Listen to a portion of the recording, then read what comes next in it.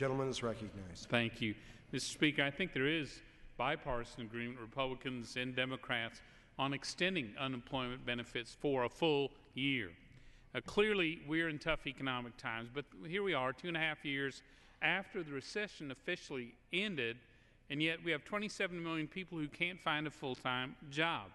We have a lower unemployment rate principally because so many Americans have simply given up looking for work. What we know is the current unemployment system is not working. I think we can all agree an unemployment check is no substitute for a paycheck. We know the longer a person stays unemployed, the harder it is for them to get back in the workforce. Most studies show us that after 2 years, the chances of you getting back in the workforce becomes very, very slim. Yet, the government today subsidizes that unemployment for almost that full 2 years. There's agreement that the sooner we get people back to work, the better it is for them and the better it is for our economy. But what federal government is doing today, it isn't working. We have a system from the 1930s. We need an unemployment system for the 21st century for today's economy. Common sense reforms are in order, but the Democrat motion to instruct that we just heard about destroys those reforms to put people back to work. Under the House bill, we allow states, those who know the economies better, who know their workers best, to put together innovative programs to get people off unemployment and back into the workforce where they belong. Under the House bill, for example, we require workers to actually look aggressively for a job. You would think that's common sense, but under federal law today, a person can go 1.5 years receiving unemployment benefits and not be looking for a job. In some states, you don't have to look for a job at all. Well, that's not acceptable. Those without a GED or a high school diploma, those whose chances of getting a job are the slimmest, those who are laid off first and hired last, they struggle. But under the House bill, we allow states to put together the programs to actually get those workers that education. For example, if you're 40 years old and don't have a GED, the truth of the matter is you still have a quarter of a century left in the workforce.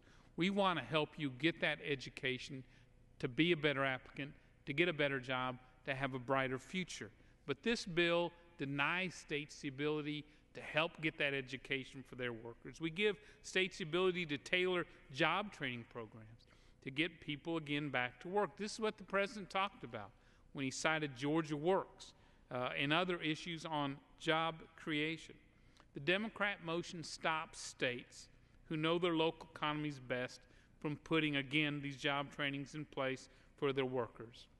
And finally, in the House bill, we recognize and believe it's time to stop subsidizing drug use through federal benefits. Now, I wonder how many people this morning went to work in the dark, how many single moms struggled to get their kids to school before they went to work, how many people are driving home right now are going to miss their kids' practice. They were at work. How many told their Boy Scout they couldn't be at the camp out this weekend because they had to work on Saturday? How many people are working 1, 2, 3 jobs that Washington takes money from their paycheck to help people who are unemployed? And all the House bill does is to ensure that states are allowed to help people get that education, get that job training in subsidizing drug use so they're better applicants with a brighter future. We don't require states to do this. We allow states to have waivers to be innovative to do that. At the end of the day, truth of the matter is we have so many companies who tell us they want to hire good workers with good salaries, but these workers can't pass even a basic drug test. Look, if you've got a casual drug habit or a more serious problem, finance it on your own. You're not going to take tax dollars from your neighbor who's working 1 or 2 or 3 jobs to finance your drug habit. In fact, your future is dimmed because of it. And if states decide not to implement a drug screening program, it's their decision. It's not Washington. The Democrat motion makes sense only if you work in Washington and think the current status quo is working. It is not. So I respectfully oppose the motion, support the proposed waiver authority, as well as its other provisions, and I would reserve the balance of my time.